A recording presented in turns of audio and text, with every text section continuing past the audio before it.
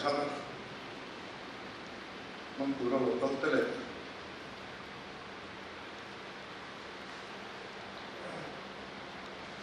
kan dong tak te kan host te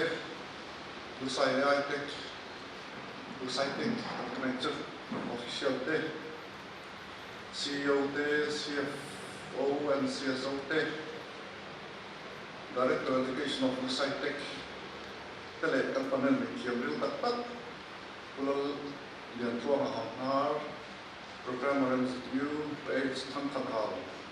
Assistant Professor Government Leadership College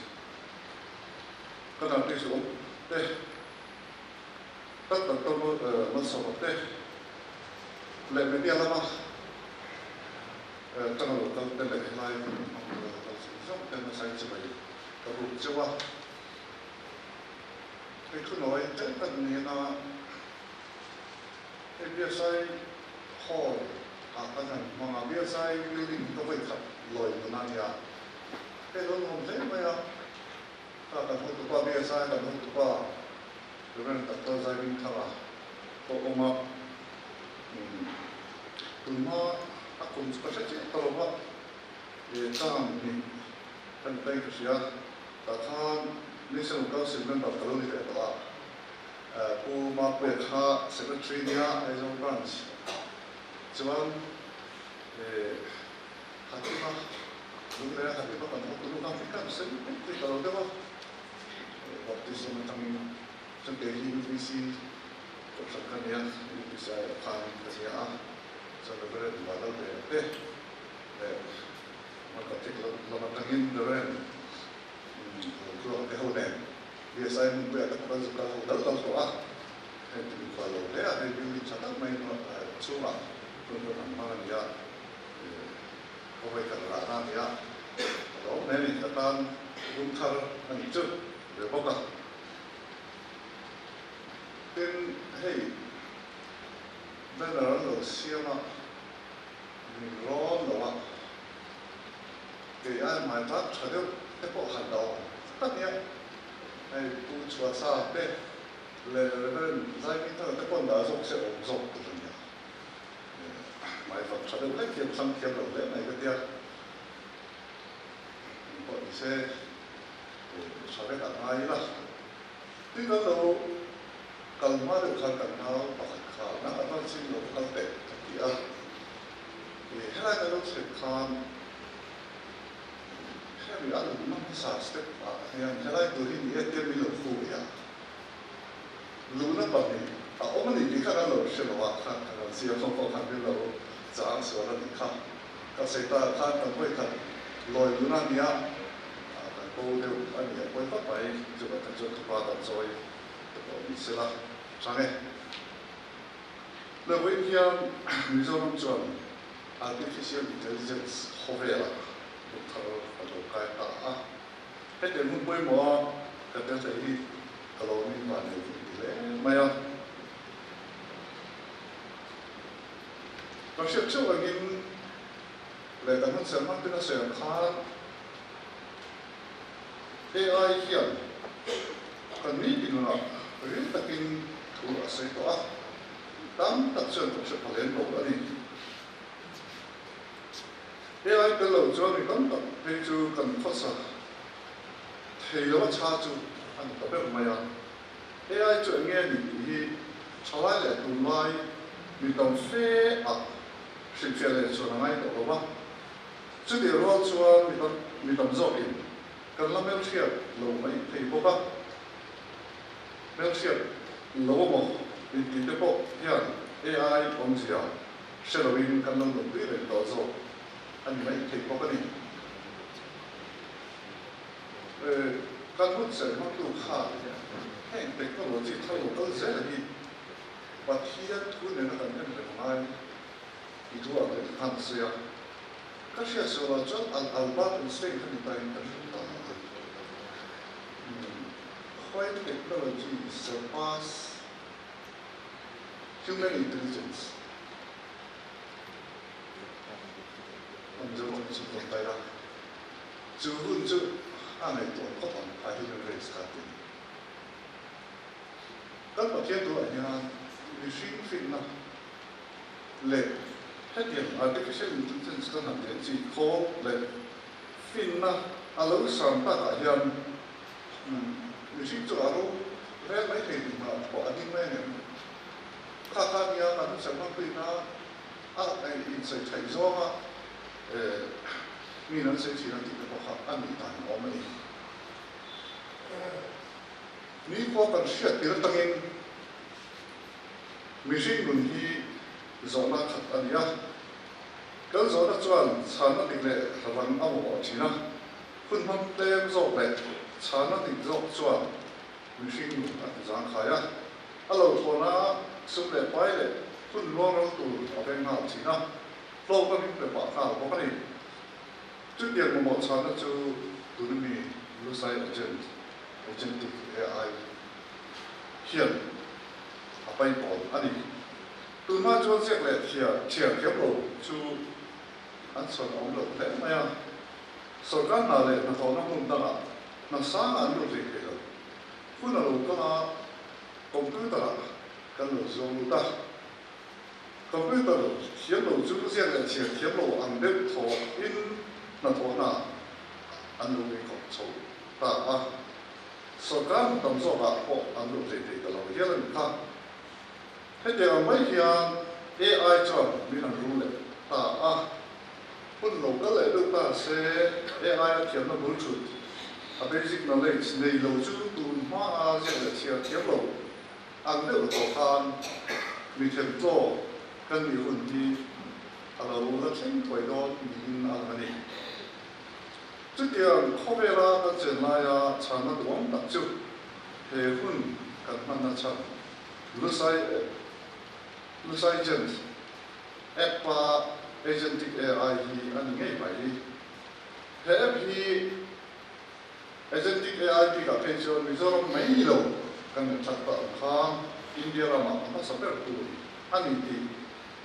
he company CEO in mission phe ka chon ka phute zok nei he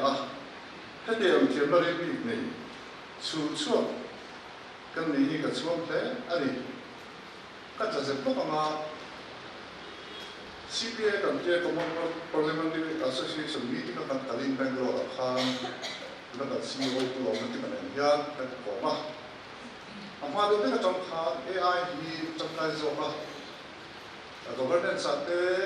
ani do le bi ma ko man da ni man to kai da ni aw ma ga ni ka re ro lo chi na ti chuan ka thian pa kha pa te kan ti ba ya abi to ka sai chi a thiam lo le wa subi dan cho kan di mung sa kan di chuan ani chuan ko lo ti mo ma hela pa hian ani hi a lo ta nge ti ba ti chuan kan ni ta kan di kan di na kan se la chuan amma sa berin ka tia ami na speak kan na ngin mi ma ka tu ko kan di re tho lo le ti in evaluate ka training wat se ka tia chuan training kan wat se a chu ani ni ro hậu tạ thì cái trường mà bắt đầu là về tổ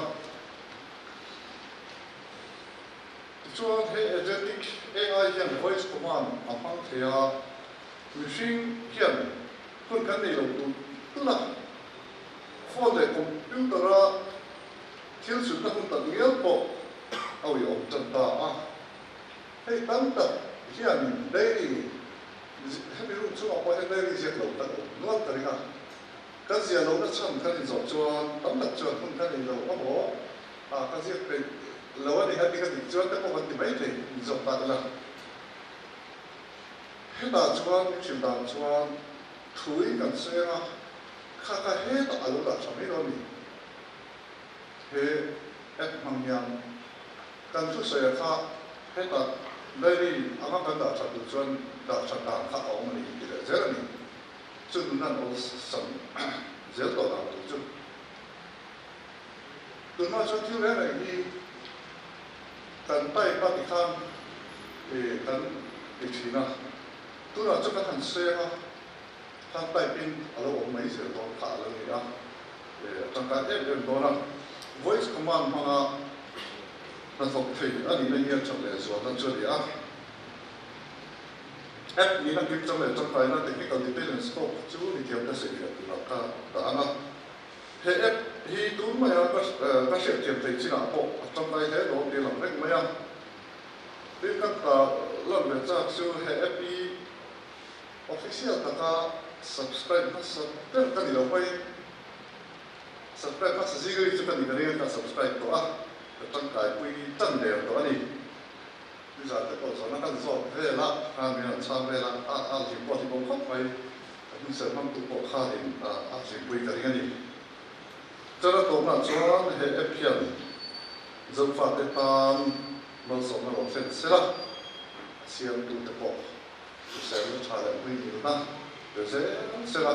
dân phát cái tan kiếm nó đấy phim nó tên mang rất rồi nên lòng mình yêu sẽ một nó sẽ khá cái cuộc sống này na tin tổng na cái cái abis takin kan official cái lama education department yang làm từ cái mà ya kalau phải làm thu xây dựng ta có cái thế cả anh đi सरकार department àซึ่งเลยไปเดี๋ยวส่วนนั้นละมายังอันตรกันmà सरकार coi kan tham vấnนั่นแหละกันอินหานะจีนมีเดินอ่ะอันนี้แต่ยังมันต้องใครle tura kan ngaya mana chu mun tak kai tu chanan mane tui ani phana ngaya tura po he an ho tu te le official check po an kala ni ta check kha chu ba lo tu ta se po ni sala wa kan hatte ro ta ka na ni te ko tu le lu sai te ke phana ma tu sa man sa ka ta chu ni tu se ka ni to ne ta lo ne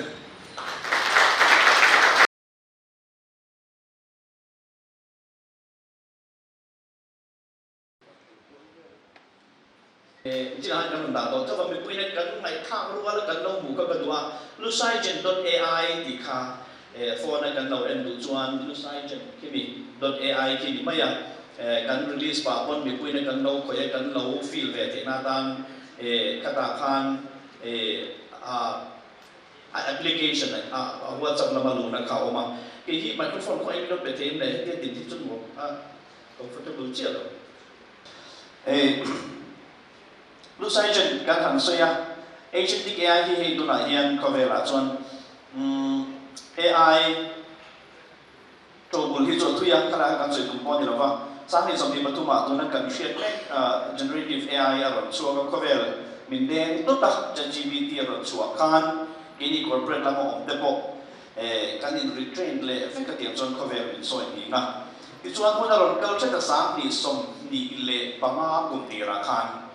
tech lama bi expert global leader tenan soi chu Covel future to agentic AI ni antia ke na sa khop maya ta clear na sa ge wan eng ting takin nge agentic AI chuan Covel la thak ton ti hi kalua ala na sa om se tian simple de soi ta le enge AI le agentic AI chuan til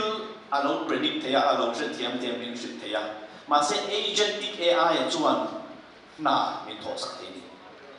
na thok thei ka agentic AI chu ta ni ama to kan na thok thei ka antina tu na yen agentic AI chu vacation ka phang du vacation kan chung kwen kan phang du han ta la itin nge agentic AI pa ngai chuan vacation iman du chuan vacation man thei na chu tian ka tian chu ne tia ron chu du lam chu tro min ron chu la hi chu ta chuan ni kal thei chu ta chuan atia ma se agentic AI chu ta chu chuan vacation iman du chuan ticket kalak sa kam cho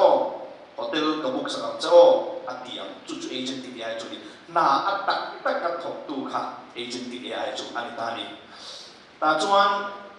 Covel pung pui mai min soi ni nga ei tu na hian kepo corporate industry a kala in chia me thova corporate corporate le tak tak ten tu na an han ti ta ka chu agentic AI mangin na an thoka tu na hian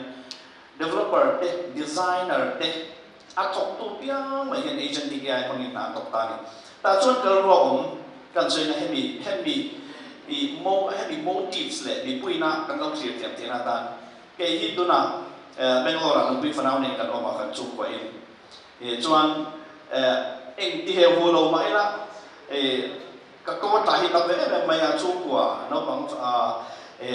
chang che de kan ni a thì chuan Bangalore chu rampon ani khotlanga tu lang angin min phang ve a khotlanga responsibility kan lo nei a in lu shai tek kan boi puya zoram tan kan tia thalai de tan tu na hian thei thalai tam tak chok te kan siama tam zok siam te ko kan tu ma chu chu ani boka then kan na corporate industry ma kan na alo ni atin ai kum som di experience kan nei na ani ve chi a chu chung chuan research ke develop ya busy ai kum na han zok tu ma kan na kai thua tim na sa na pa ya ti du ka ma sia min tran pui tu hi ka ma mo ni hian ka chu na ta chuan chu bi song khai ko ma chu ka mi khai la lang china hen hi chu bi idea ni a ke ma fan tu ka sia ma ni ta ka chuan ke ma fan tu ka sia he ke chuan khan ni ka mang to mi pui fan tu ka dili sei ku na hen ni ba ya tu na hian Bangalore kan oma e ko kan na ba sa ju kan tu na hian na kan man to pa in ko san sia tu buat chuan ma ya hun kan ni tam lo ni ta chuan moi te engam moniti a coaching program lo tar chuak lo ti mai thi tu hi AI ka mo ka dia ka research ka ting nat me tu na hian kan agentic AI hian flyer asiam sakti chawa o bon ti wala program kan mo KTP program kan mo GKP program kan mo department in en lo kan siam do na flyer siam tu chon ken fa te han kalula ta ka khat ve hun man ngai AI mangpon AI chom ma pe chon le la boi pe ngai khang zong zong tu na chon voice command mangin flyer te bi siam sak te ta a tu chu kalon sui sia don thoba tiên chu bi pia la ma chon documentation hey e chatin committee kan han ne minute zia te a hau tak ka tia ma chon ka pe ve china dileng leng ka boi pria zi tom ni a kan boi pria minute bo zui na le kha lo lu ti zong mai de tam ne ma ya tu na chon hun hi kan ni ka ni ma se tia mai sia chu min pui tu ka ma bo ka tia chu min pui le ka che ai ya ti chuan Google document le Google Excel sheet zong le ka link ve ka he WhatsApp agentic AI mang hian i o remote bon shil lang in a tho du ka a tho sa kang chena azia sa kang chena Google Drive ada chat sak khap ton choni chu wang chon he power hi e voi na po hian a evangelist ni la ka du khom he chan chi tha hi min evangelist sa ko la ka du khom ma ya a mang tu te hian a tang kai zia le a lu zia hi an thrian chuan yan man de vek dori na in data analyze na te a tra tu na po hian e kan rong bol na ma rong bol tu mi za som li kan ne Bangalore kon kan loi na ko rong bol tu mi za som li ka en ti ku na nge le kha ton ngai en ti ku na nge notification ton ngai ti ka en sen to lo ta chon Excel sheet ta kha e agentic AI ka tan chula lo squad zo la ka ki chu point jo lo fa e Excel sheet ta kha mi za som li ka an ming le email te contact number te ka upload ta hemi an AI hian in contact number te po kha share tu pula lo process vek na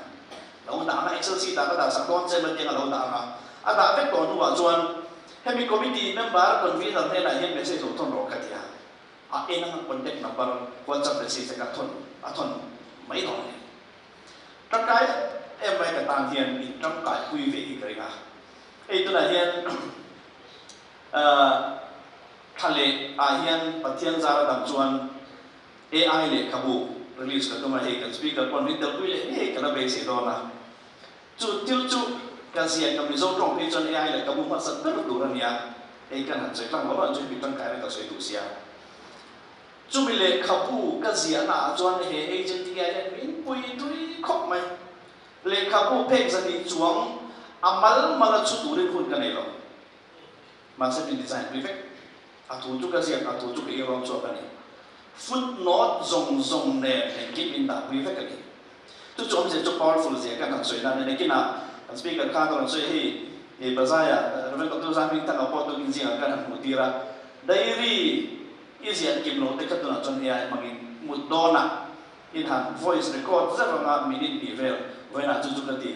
ka ti trong kap le ma chubung de po han tila AI kan lo tuai ma sak ve kan chena klub na nen g nen zia zong lo tu nen Google document ada sak khap ne don choni kalle ti khani du ka lo scroll me lo ka sei tung ko to sei thoba na ma lo ta hian thil tak bi da next up kalle nok te na kina intin nge mi pui na in manai no tu kha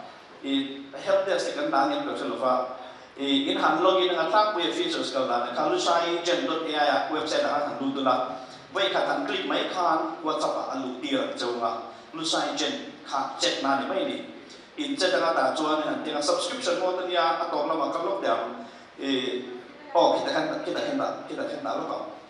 tu na hian hanin zo ta la hi technical bit tak te pon mo ge ko document ka maintain sa a tam tak chuan cloud ta ka information ti kan ta to tro entina I Aadhaar file te driving license file te document LSC document te pon yang mo tiang khan in document poi mo jong jong kha kan upload ta to file management ni kan pe lo tu ma khoi folder ang ka dang khoi folder ang ka dang ke pe chu ka folder ka information da na sak Gmail hi amang ba sa pol kan ni ringa Google na ron siap kan amang ba sa pol kan dia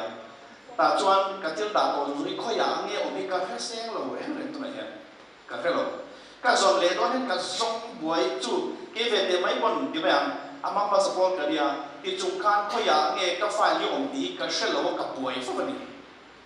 khoi ya nge ka Aadhaar ka upload le khoi ya nge ka LSC document ka upload le ka song kwal sa chi ma se mo to na chuan lu sai chen hina solve sak vector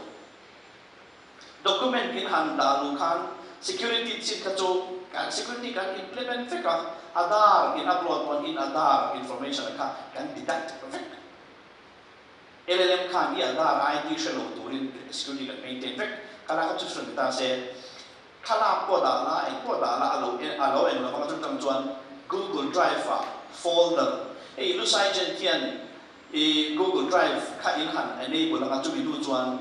Google Drive na mani personally ka to Google Drive tu man ko pilo chu Google Drive khan folder lo sia mga personal te financial management ti te khang zo ka automatic folder lo sia fe ka chu mi nuwa chuan document in upload ho kha folder bu ba da ina siam sang chama upload fe mi do ni lu sai jen WhatsApp a in da lu khan na to sa fe ko zo ni nakuma kum khan yang nuwa I document ka I khoi I dai sa to lo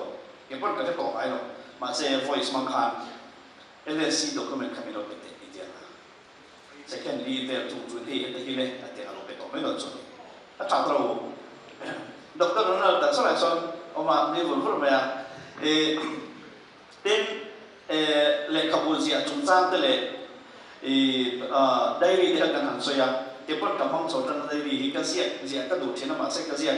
man la ka zia le te chin la wa ka pi so tan ta ni khati in file pa ka siam je la na January 2026 chunga khan mi so ni par chung I dai ri kha ta ga a chan chu kum kha chung file ka da to ka chu a smart lo ka dia man wai sim file ka siam ti ra ta chuan khatin khan file se mo kum kha chung in file som pa ni siam sang chenga chu ta chuan ni tin update da kha zia ka kha mi chung ai thil ti kha mi zo trong tam takina kan zia aya chazo in azia te ni a perfect chu ka ti lo perfect lo ba ro chu tam takin zia zo le thuk na te kan fiat kim lo am ai tua in ke ma ni ai mi zo trong pa zia chazo ani chu ta chu ni chu tin klem te zina mi ni a tin flyer siam te ya PowerPoint presentation ko siam sak te chuwa image se bo kan generate dir the ya til hi to na kan ron in proof so zel to kan du da tak pe chuan business song da ki kan nai to ni om se chu lu sai chen da tang khan nakin loka chuan dora ithil lei tu or da dir the tu rin kan ti don tu na hian pakhat kan implement to chu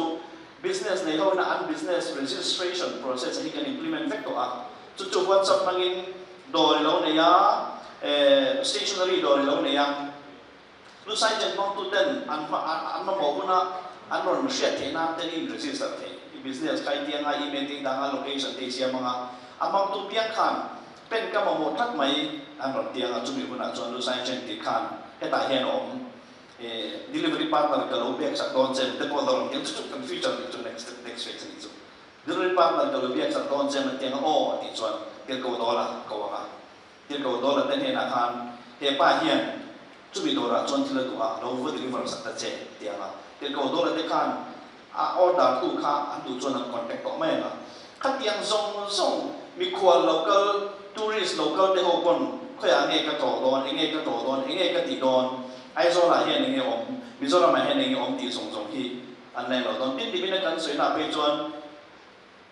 minol puin sarkar information zong public domain om si security related ni lo public domain om tuna chon budget te kan talu ta dimina kan soi pe chu traffic rules forms apply na nakina pe chuan doctor appointment te po lu sai jan train kan ti ka WhatsApp in soi nga doctor ka ro tu dia ma ko ai om dia ma civil hospital ai tu chuan civil hospital chu chu chu appointment ti sak mai no a thiam lut tu appointment ti sak nang confirmation ka me chu chu next phase chu kan soi na chan chu agent ti ka hi ate lova alien em maya tin mizo ten ate ber ta alien ber kan no le pa te panan man thei turin kan soi kan voice a record mai thei khan tin he til hi notice le regional language AI model lian ho in a shiat lo shathi bi kan ya rangin notice a pe chon promotional kal pui kan tum do na venia mizo that ku chua kan wa in ke mani release ka kan du a ngai poi mo a